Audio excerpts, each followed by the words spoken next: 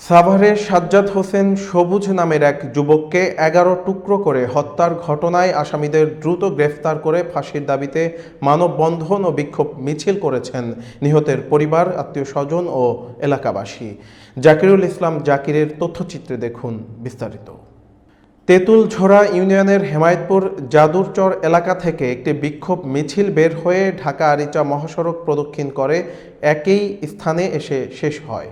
মানববন্ধন থেকে জানা যায়, গেল ৩ এপ্রিল বৃহস্পতিবার সকাল ৬টার দিকে হেমায়েতপুর যাদুরচর এলাকায় ইউসুফ আলীর ছেলে সাজ্জাদ হোসেন সবুজকে মোবাইল ফোনে ডেকে নেন দুর্বৃত্তরা। পরে তাকে অজ্ঞাত স্থানে নিয়ে ১১ টুকরো করে হত্যা করে লাশ কেরানীগঞ্জের শাক্তা ইউনিয়নের একটি এলাকায় ও মুন্সিগঞ্জের লৌহজং এলাকায় ফেলে যায় দুর্বৃত্তরা। পরে ৪ এপ্রিল খবর পেয়ে প্রথমে কেরানীগঞ্জ মডেল থানা পুলিশ ফলের কার্টুন ভর্তি এই যুবকের টুকরো লাশ উদ্ধার করে। পরে টুকরো করা লাশগুলো ময়নাতদন্তের জন্য রাজধানীর শহীদ সোহরাওয়ার্দী হাসপাতালের মর্গে প্রেরণ করে পুলিশ। নৃশংস এ হত্যাকাণ্ডের ঘটনায় এলাকায় থমথমে অবস্থা বিরাজ করছে। আসামিদের দ্রুত ফাঁসির দাবিতে আজ মানববন্ধন ও বিক্ষোভ মিছিল করেন তারা। পরে সম্প্রতি সাভার মডেল থানায় অজ্ঞাত আসামিদের নামে একটি মামলা দায়ের করে নিহতের পরিবার। কী কারণে হত্যাকাণ্ড তা জানাতে পারেনি পুলিশ।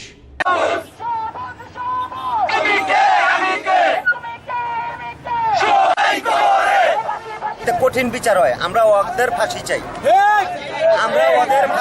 যারা আমার বাইকটাকে নির্মম ভাবে খুন করছে ওদেরকে ফাঁসি চাই আমরা।